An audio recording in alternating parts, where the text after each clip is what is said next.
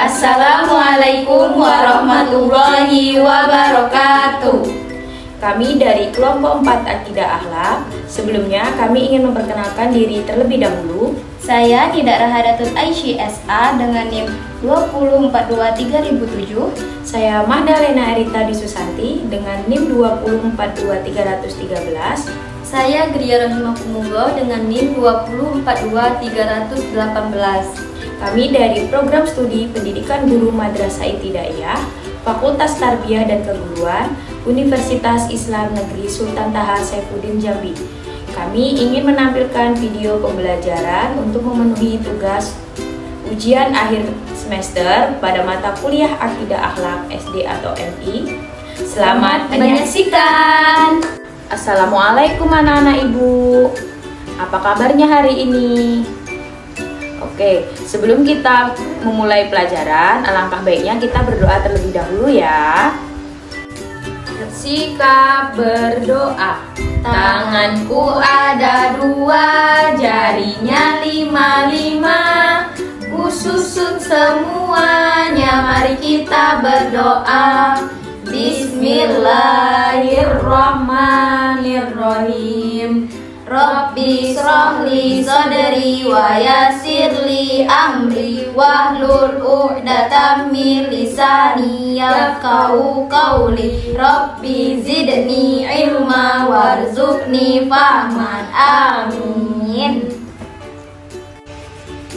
Jadi hari ini ada yang tahu kita akan belajar apa? Oke, hari ini kita akan belajar materi tentang yang pertama ada pengertian sifat wajib bagi Allah, yang kedua ada macam-macam sifat wajib bagi Allah, dan yang ketiga ada tujuan dan hikmahnya. Oke, yang pertama itu ada materi pengertian sifat wajib bagi Allah. Ada yang tahu apa itu sifat wajib bagi Allah? Sifat wajib bagi Allah adalah sifat yang harus ada pada zat Allah sebagai kesempurnaan baginya. Allah adalah Khaliq, zat yang memiliki sifat yang tidak mungkin sama dengan sifat-sifat yang dimiliki makhluknya. Jadi itu pengertian sifat wajib bagi Allah ya anak-anak ibu. Oke, sebelum dijelaskan tentang macam-macam sifat wajib bagi Allah, kita terlebih dahulu bernyanyi bersama-sama ya.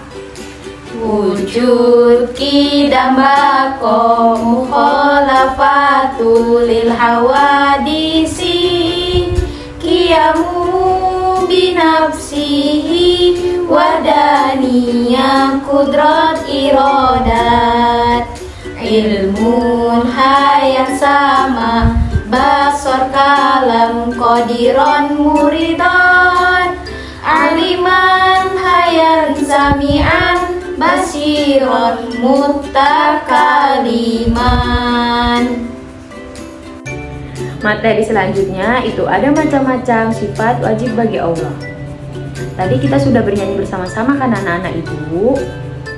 Jadi macam-macam sifat wajib bagi Allah itu ada berapa ya? Benar, ada 20 sifat wajib bagi Allah. Tapi untuk hari ini yang akan dibahas hanya 10 saja. Nah, yang pertama itu ada sifat wujud yang artinya ada dengan sendirinya. Wujud itu ketika kita percaya kepada Allah, kita dapat merasakan keberadaannya dengan melihat seluruh isi yang ada di alam semesta ini. Yang kedua itu ada qidam yang artinya terdahulu. Allah itu terdahulu dan tidak didahului keberadaannya oleh sesuatu apapun. Maka dari itu pasti Allah merupakan zat yang paling awal dan terdahulu. Yang ketiga itu ada sifat Allah Baqa. Ada yang tahu arti dari sifat Allah Baqa? Baqa artinya kekal. Maksudnya Allah itu abadi selama-lamanya. Dan kita sebagai ciptaan Allah pasti memiliki masa proses untuk binasa atau hancur. Sedangkan Allah sendiri tidak. Maka dari itu Allah memiliki sifat Baqa. Nah, tadi kan sudah dijelaskan oleh Ibu Lena yang ke-1, 2, dan 3. Nah, Ibu akan melanjutkan yang keempat adalah mukhalafatul lil hawadisil. yang artinya Allah berbeda dengan makhluk ciptaannya. Maksudnya, Allah adalah Sang Pencipta dan pastinya tidak disamakan dengan ciptaannya. Nah, yang kelima adalah qiyamuhu binafsihi, adalah sifat wajib bagi Allah yang berarti Allah berdiri sendiri, tidak bergantung pada siapapun atau apapun. Artinya, Allah tidak memerlukan bantuan atau penciptaan dari siapapun. Dia adalah zat yang sempurna dan mandiri. Nah, yang keenam adalah wahdannya, yang artinya esa atau tunggal. Maksudnya adalah berarti Allah adalah satu-satunya Tuhan yang tidak memiliki sekutu atau pasangan. Sifat ini menegaskan keesaan Allah dan menafikan adanya Tuhan selain Dia. Nah, yang ketujuh adalah kodrat, adalah sifat wajib bagi Allah yang berarti kekuasaan atau kemampuan. Artinya, Allah memiliki kekuatan dan kemampuan yang sempurna untuk melakukan segala sesuatu yang Dia kehendaki. Dia mampu menciptakan, memelihara, dan menghancurkan segala sesuatu. Sifat ini menegaskan bahwa Allah adalah sumber segala kekuatan dan tidak ada yang dapat membatasinya. Nah, yang kedelapan itu iradat, yang berarti kehendak atau kemauan. Ada yang tahu maksudnya? Nah, maksudnya adalah Allah memiliki kehendak yang sempurna dan segala sesuatu terjadi sesuai dengan kehendaknya. Tidak ada yang dapat memaksa atau mengubah kehendaknya. Nah, yang kesembilan itu adalah ilmu, yang berarti pengetahuan atau ketahui. Yang artinya Allah memiliki pengetahuan yang sempurna tentang segala sesuatu, baik yang tampak maupun yang tersembunyi. Tidak ada satupun yang luput dari pengetahuannya. Ada yang tahu sifat wajib bagi Allah yang ke-10?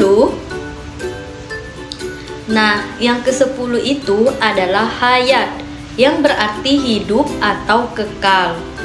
Artinya, Allah adalah zat yang hidup dan tidak pernah mati. Dia tidak terkait oleh keterbatasan waktu dan ruang seperti makhluk ciptaannya. Oke, di sini Ibu akan menjelaskan tentang tujuan dan hikmah. Yang pertama yaitu tujuan mengetahui sifat wajib bagi Allah Subhanahu wa taala, yaitu 1. Untuk memperkuat tauhid. Dengan memahami sifat wajib Allah membantu kita memahami bahwa Allah adalah satu-satunya Tuhan yang pantas disembah dan tidak ada yang setara dengannya. Ini memperkuat tauhid kita, yaitu keyakinan akan keesaan Allah. Yang kedua, meningkatkan keimanan dan ketakwaan. Dengan kita mengenal sifat Allah seperti wujud, qidam, baqo, qudrat, iradat, dan yang lainnya, dapat meningkatkan rasa kekaguman kita kepada Allah. Ini mendorong kita untuk lebih dekat kepadanya, meningkatkan keimanan, dan menjalankan perintahnya dengan penuh ketakwaan. Yang ketiga, yang terakhir, adalah mengenal keagungan Allah.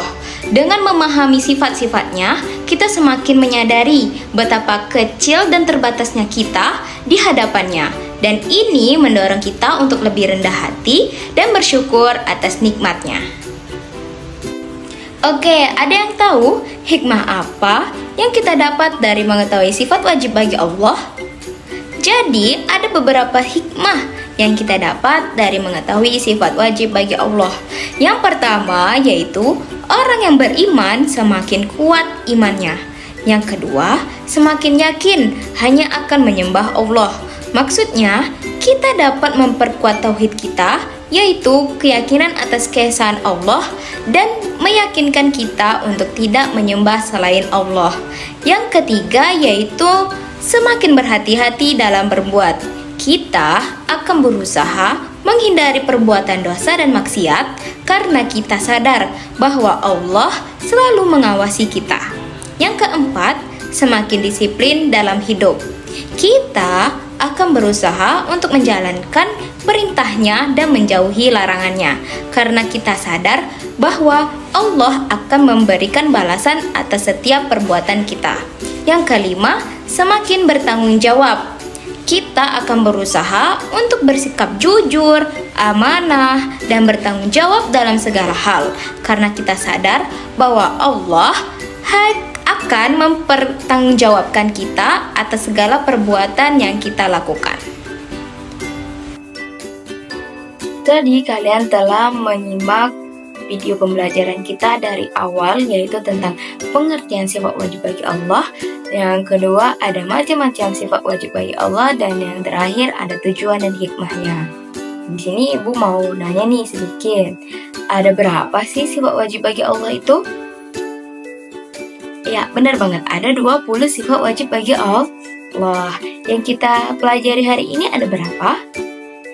Ada 10 sifat wajib bagi Allah. Jadi, kesimpulan pembelajaran kita hari ini adalah kita sebagai makhluk ciptaan Allah harus memahami 20 sifat wajib bagi Allah. Karena apa? Karena sifat wajib bagi Allah itu merupakan tanda keagungan dan kesempurnaan yang dimiliki oleh Allah Subhanahu wa taala. Dengan kita memahami sifat wajib bagi Allah itu dapat memperkuat keimanan, membimbing kita dalam beribadah, dan menjadi landasan moral bagi umat Islam. Sampai di sini paham kan anak-anak Ibu tentang materi sifat wajib bagi Allah? Oke, paham ya? Terima kasih atas partisipasinya. Ibu minta maaf apabila ada kesalahan kata dalam pengucapan. Ibu akhiri, wassalamualaikum warahmatullahi wabarakatuh.